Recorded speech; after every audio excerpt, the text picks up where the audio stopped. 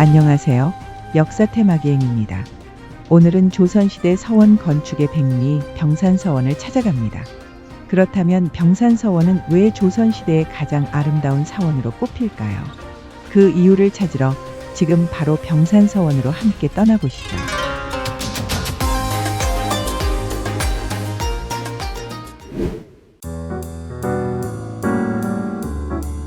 경상북도 안동시에 위치한 병산서원은 주차장에서 내리면 바로 보이지는 않습니다. 한적한 시골길을 따라 천천히 걷다 보면 약간 특이한 가게가 보이는데요. 아기자기한 공방과 작은 물레방아가 놓인 가게가 눈에 들어옵니다.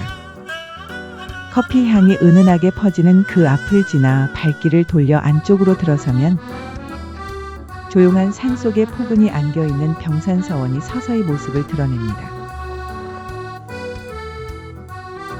병산서원이란 이름은 산이 병풍처럼 둘러져 있다라는 의미에서 왔는데요. 뒤로는 화산이 서원을 감싸 안고 앞으로는 낙동강 너머 병풍처럼 펼쳐진 웅장한 병산이 눈앞에 다가옵니다. 이곳의 시작은 고려 중기의 풍악서당으로 거슬러 올라갑니다. 1575년 서해 류성룡 선생의 권유로 지금의 자리로 옮겨와 병산서원이라 불리게 되었고 훗날 선생이 세상을 떠난 후에는 존덕사의 위패가 봉함되었습니다. 2019년 병산서원은 한국의 9개 서원 중 하나로 유네스코 세계문화유산에 등재되었습니다. 정면으로 향하다 보면 문처럼 보이는 단촐한 구조물이 보이는데요. 바로 사원의 입구인 외산문으로 복례문이라는 현판을 가지고 있습니다. 복례는 논어에서 유래한 말로 하루라도 자신을 이기고 예로 돌아가는 것이이니다 라는 뜻입니다. 병산서원의 복례문은 가운데 문 하나만을 열고 양쪽은 벽으로 막혀 있는데요. 절제와 자기 수양을 강조하는 유학의 가르침을 건축으로 구현한 독특한 구조입니다. 복례문을 지나면 서원의 상징과도 같은 만대루가 시야에 펼쳐집니다. 종일토록 바라보아도 싫지 않다라는 뜻의 만대루의 풍경은 잠시 뒤로 미루고 그 아래에서 강당 쪽으로 시선을 옮기면 입체적으로 드러나는 현판이 눈에 들어옵니다. 그리고 왼편에는 조용한 연못 광영지가 있습니다.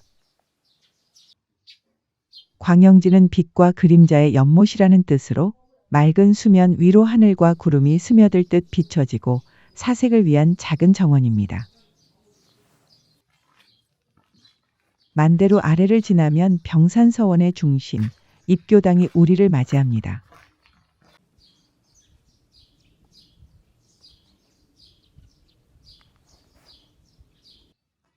이 강당에서 바라보는 풍경은 국보급이라 할 수 있는데요. 멀리 보이는 병산을 배경으로 정면의 만대루와 좌우에 자리 잡고 있는 동제와 서제의 배치는 자연을 적극적으로 끌어안으며 조선의 원림적 형식을 보여주고 있다고 유홍준 작가는 말하고 있습니다. 또한 만대루의 존재로 인해 병산과 낙동강의 풍경은 보는 이로 하여금 독특한 시각적 체험을 하게 해줍니다.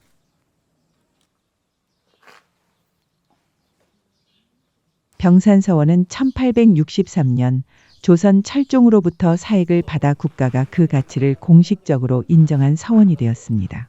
사익이 내려지면 왕이 서원의 이름을 직접 써서 현판을 하사하고 국가로부터 운영비와 책, 제사, 물품 등의 지원도 받게 됩니다. 그만큼 서원의 위상과 공공성이 크게 높아졌던 것이죠.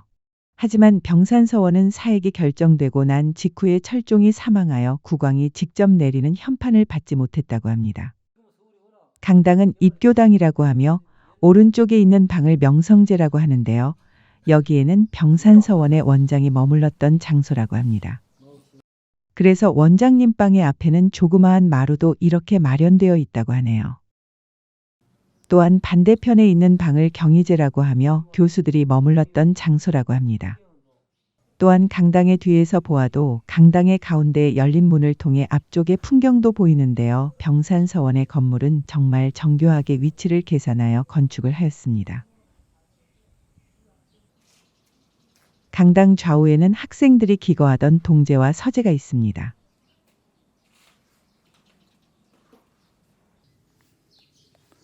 동쪽의 동직제에는 상급생이, 서쪽의 정어제에는 하급생이 머물렀으며 장서실도 함께 마련되어 있습니다.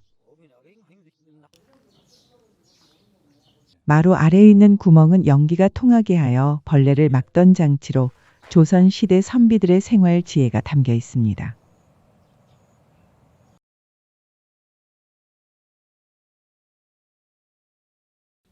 다시 만대루로 시선을 돌려봅니다. 앞서 말씀드린 대로 종일토록 보아도 질리지 않는다는 뜻의 만대루는 아래기둥과 윗기둥이 연결되어 있지 않고 각각 다른 재질의 나무로 되어 있으며 아직도 튼튼하여 지금도 행사를 할 때에는 많은 사람들이 올라갈 수 있다고 합니다. 저기 보이는 나무 계단도 통나무를 잘라서 만들었다고 하는데요. 유홍준 작가는 저 나무 계단에 많은 애정을 가지고 있습니다. 드디어 만대루에 올라서서 풍경을 바라봅니다.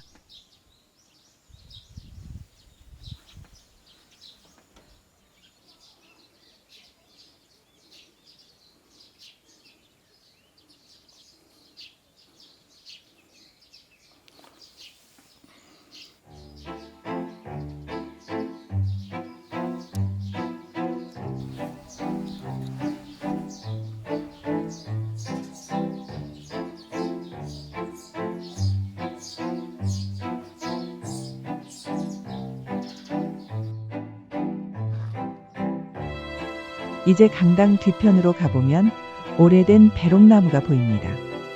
380년을 넘긴 이 나무는 류성룡의 셋째 아들이 직접 심은 것으로 전해집니다. 그 옆에는 내산문이 보이고 문에는 태극 문양과 팔괘가 새겨져 있어 부정을 막는 의미를 담고 있습니다. 문 너머로는 류성룡의 위패를 모신 사당 존덕사가 자리하고 있습니다. 하지만 지금은 문이 잠겨져 있어 여기서 류성룡 선생에게 인사드리고 가도록 하겠습니다. 내산문 왼편에는 작은 건물이 있는데요. 이것은 장판각이라고 하며 책을 인쇄할 때 쓰이는 목판과 유물을 보관하던 곳입니다. 습기를 피하기 위해 정면에 모두 나무문을 달고 화마를 막기 위해 다른 건물과 거리를 두어 지어졌다고 합니다. 또한 내산문의 오른쪽에 있는 작은 문이 있는데요. 그쪽으로 가보도록 하겠습니다.